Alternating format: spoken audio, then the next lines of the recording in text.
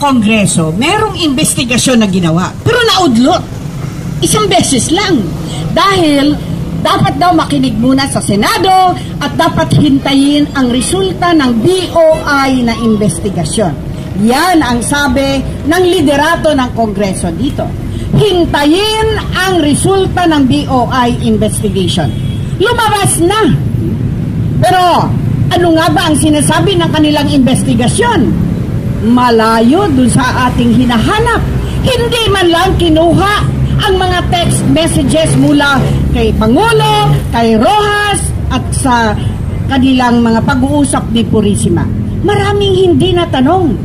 Doon sa Senado, hindi man lang kinumbida ang mga pamilya ng SAF para tanungin, ano ba ang inyong nararamdaman? Meron din ba kayong mga text messages mula sa inyong mga anak, sa inyong mga asawa na nakatay doon sa Mama Sapano? Hindi tinawag. Kaya, ang investigasyon ng Senado, bitin. Maraming kulang. Hinahanap natin ang katotohanan para mabigyan ng hustisya ang mga namatay. At ang mga namatay ay hindi lamang ang SAF. May civilian. May mga combatants din ng MILF. 67 lahat ang namatay.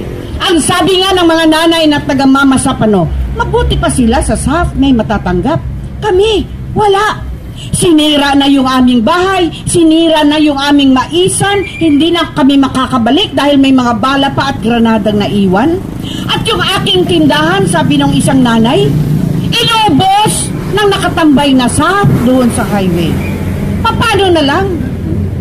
Hindi pa nga tapos ang investigasyon na nawagan na tayo ng resign dahil sunod-sunod na ang disaster mula sa Pangulong ito.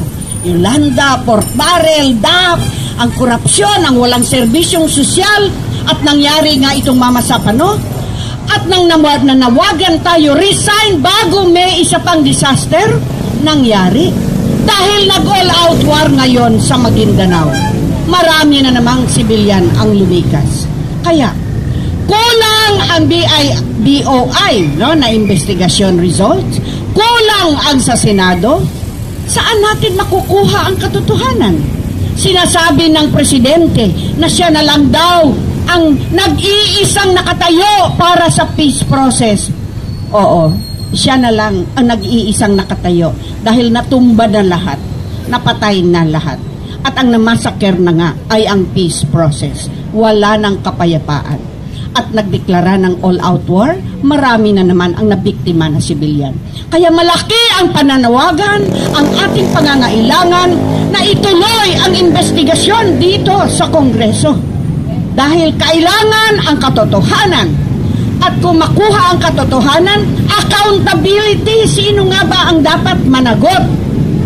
Diyan lamang natin makakamit ang hustisya.